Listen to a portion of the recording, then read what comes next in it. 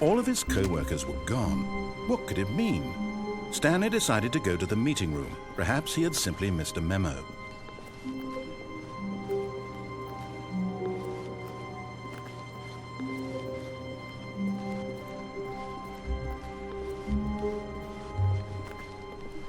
When Stanley came to a set of 2 open doors, he entered the door on his left.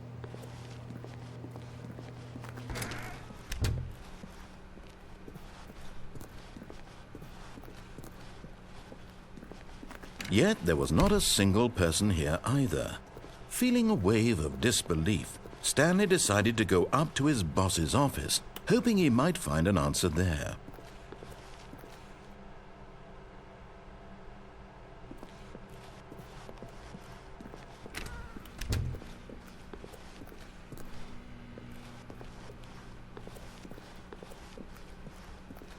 Coming to a staircase, Stanley walked upstairs to his boss's office.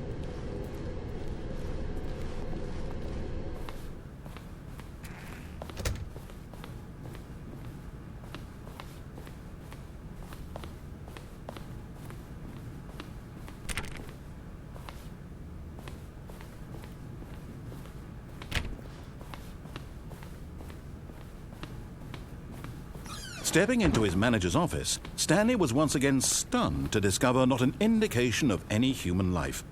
Shocked, unraveled, Stanley wondered in disbelief who orchestrated this. What dark secret was being held from him? What he could not have known was that the keypad behind the boss's desk guarded the terrible truth that his boss had been keeping from him.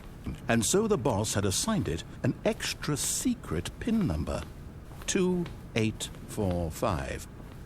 But of course, Stanley couldn't possibly have known this.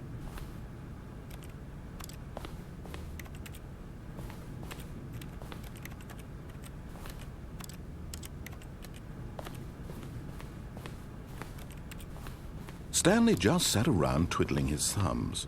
Trying to input anything on the device was useless, since he could never possibly know that the combination was 2845.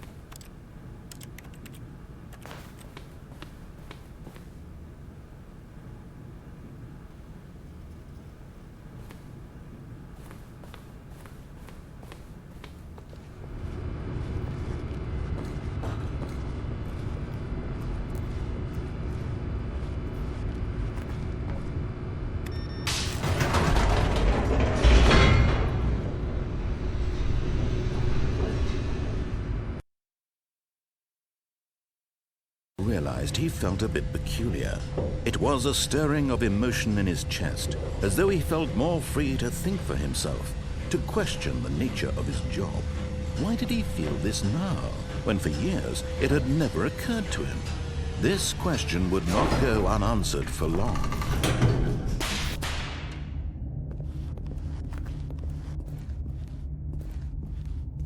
Stanley walked straight ahead through the large door that read Mind Control Facility.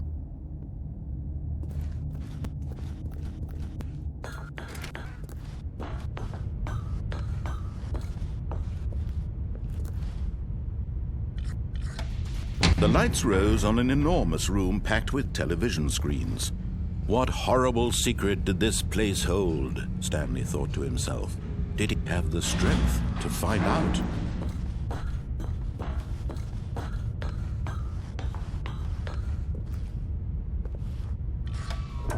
Now the monitors jumped to life, their true nature revealed. Each bore the number of an employee in the building, Stanley's co-workers. Lives of so many individuals reduced to images on a screen, and Stanley, one of them, eternally monitored in this place where freedom meant nothing.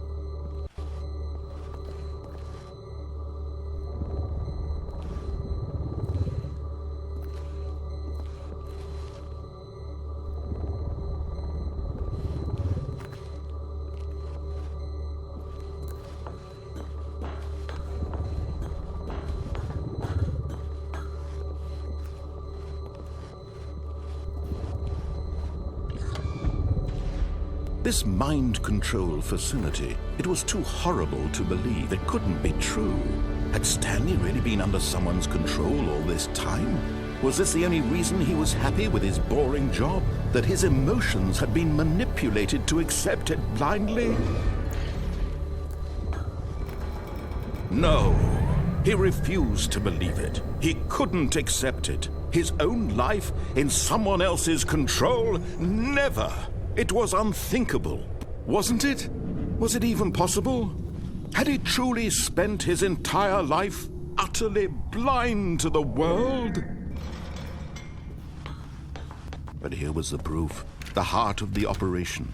Controls labeled with emotions. Happy, or sad, or content. Walking, eating, working. All of it monitored and commanded from this very place. And as the cold reality of his past began to sink in, Stanley decided that this machinery would never again exert its terrible power over another human life. For he would dismantle the controls once and for all.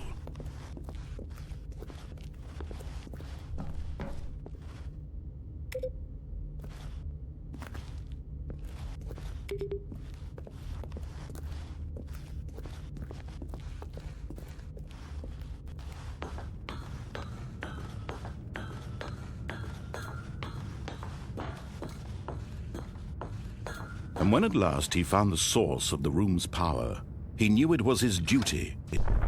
Oh, Stanley, you didn't just activate the controls, did you? After they kept you enslaved all these years, you go and you try to take control of the machine for yourself. Is that what you wanted? Control? Oh, Stanley, I applaud your effort, I really do. But you need to understand, there's only so much that machine can do. You were supposed to let it go. Turn the controls off and leave. If you want to throw my story off track, you're going to have to do much better than that. I'm afraid you don't have nearly the power you think you do. For example, and I believe you'll find this pertinent, Stanley suddenly realized he had just initiated the network's emergency detonation system. In the event that this machine is activated without proper DNA identification, nuclear detonators are said to explode, eliminating the entire company 2 minutes. Now this is making things a little more fun, isn't it, Stanley? It's your time to shine. You are the star. It's your story now. Shape it to your heart's desires.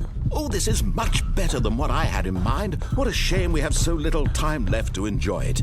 Mere moments until the bomb goes off. But what precious moments each one of them is. More time to talk about you, about me, where we're going, what all this means. I barely know where to start. What's that? You'd like to know where your co-workers are? A moment of solace before you're obliterated? All right, I'm in a good mood. You're going to die anyway.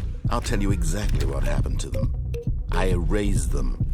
I turned off the machine. I set you free. Of course, that was merely in this instance of the story. Sometimes when I tell it, I simply let you sit there in your office forever, pushing buttons endlessly and then dying alone. Other times, I let the office sink into the ground, swallowing everyone inside, or I let it burn to a crisp.